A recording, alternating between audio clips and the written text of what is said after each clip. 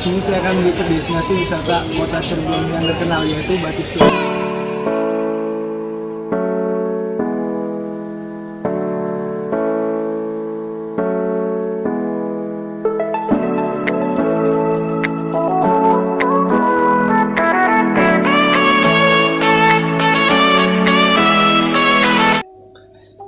Di Cirebon, sentra industri batik utama berada di Kampung Trusmi yang terdapat di Kecamatan Plered, sehingga istilah batik Trusmi lebih dikenal daripada batik Cirebon.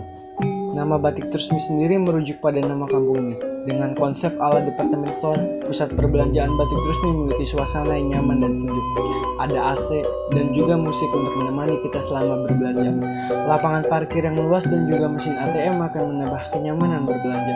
Pusat perbelanjaan batik Trusmi memiliki banyak model batik motif dan ukuran. Ada kaos, kemeja, koko, serimbit, hingga celana batik. Bagi para wanita ada pasmina dan juga dress batik yang cantik menurutmu. Saat berkeliling di pusat perbelanjaan ini, kita akan ditemani oleh para pramuniaga di dalam. Mereka sangat ramah dan kita bisa bertanya sekitar batik serta perawatannya pada mereka. Ada juga papan penunjuk untuk tempat pakaian tertentu seperti pusat jaket, kaos, dan juga pusat aksesoris seperti tas dan sandal batik.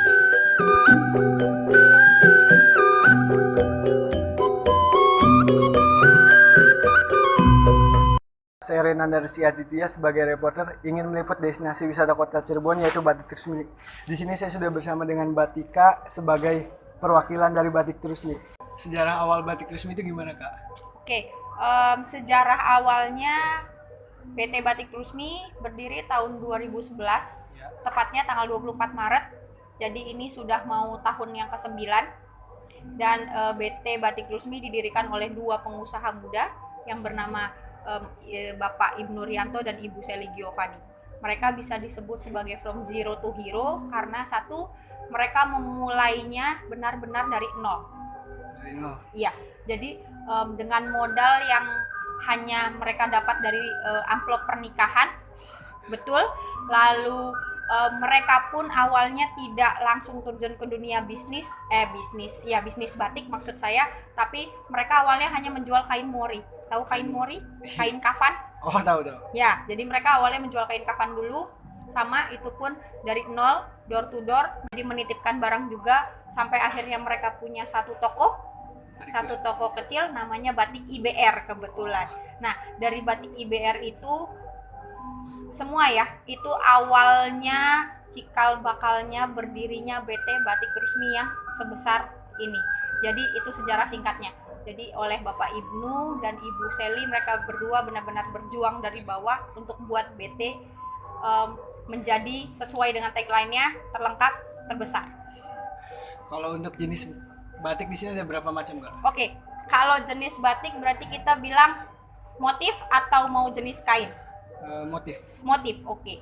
Motifnya yang banyak ya, yang pasti kita nomor satu karena memangnya khas Cirebon, jadi pasti ada motif Cirebonan. Dan sudah tahu motif Cirebonan apa saja? Sudah. Apa aja? Nah kan, kebanyakan dari orang gitu, motif Cirebonan ya taunya Megamendung saja.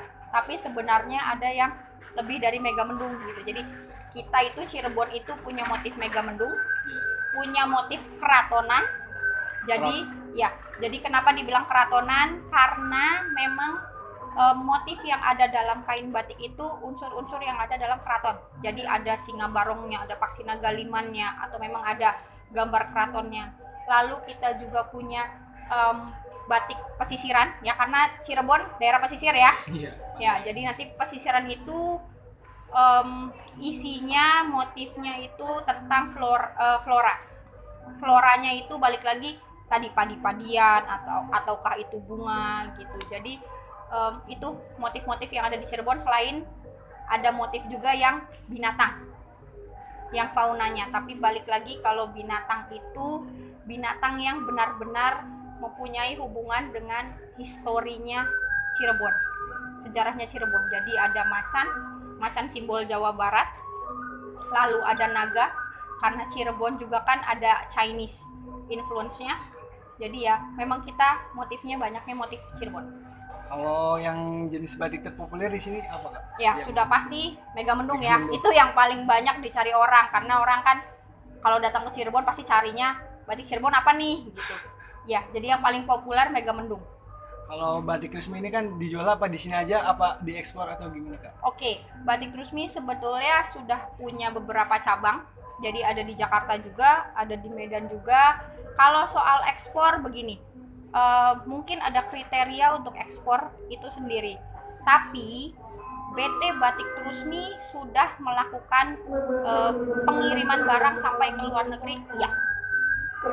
Jadi kalau dibilang ekspor, saya tidak tahu kriterianya harus sebanyak apa gitu ya. Tapi kalau memang melayani customer asing dan dikirim ke luar negeri sudah sering. Pada saat hari apa aja Kak batik Trusmi itu ramai dikunjungi? Oke, BT Batik Trusmi sebetulnya memang perusahaan retail, tapi ada unsur pariwisata. Jadi sudah pasti paling ramai dikunjungi kalau weekend. Bisa dibilang Jumat, Sabtu, Minggu. Itu sudah ramai sekali. Bahkan kalau Sabtu Minggu kita bisa datang ribuan orang ke sini. Sekali kunjungan ya. Jadi ya itu Jumat, Sabtu, Minggu, weekend. Sekian wawancara yang dapat saya berikan. Terima kasih untuk Kak Mbak Tika yang telah menemani.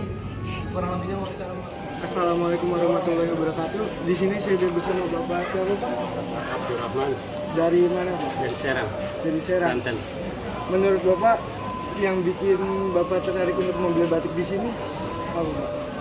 Itu karena ciri khas corak batiknya itu ya di Cirebon, jadi saya juga tertarik pengen lihat-lihat di Trusmi ini.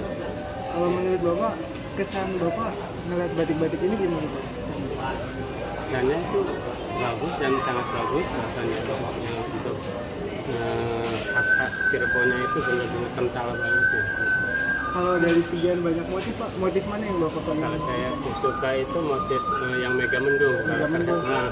Jadi kalau Cirebon kan yang terkenalnya Megamendungnya itu ya. Nah, saya juga tertarik. Kalau menurut Bapak dengan harga batik ini apakah terjangkau untuk masyarakat luas atau tidak Pak? Kalau untuk harga sih emang sesuai ya, karena di sini juga ada yang mulai dari murahan, ada yang mahal tapi murahan, tapi bukan murah-murahan gitu ya harganya, tapi emang sesuai lah untuk harga itu cukup. Makasih banyak ya Pak waktunya Pak. Ya. Dari kelompok kami, kurang lebihnya mohon maaf. Wassalamualaikum.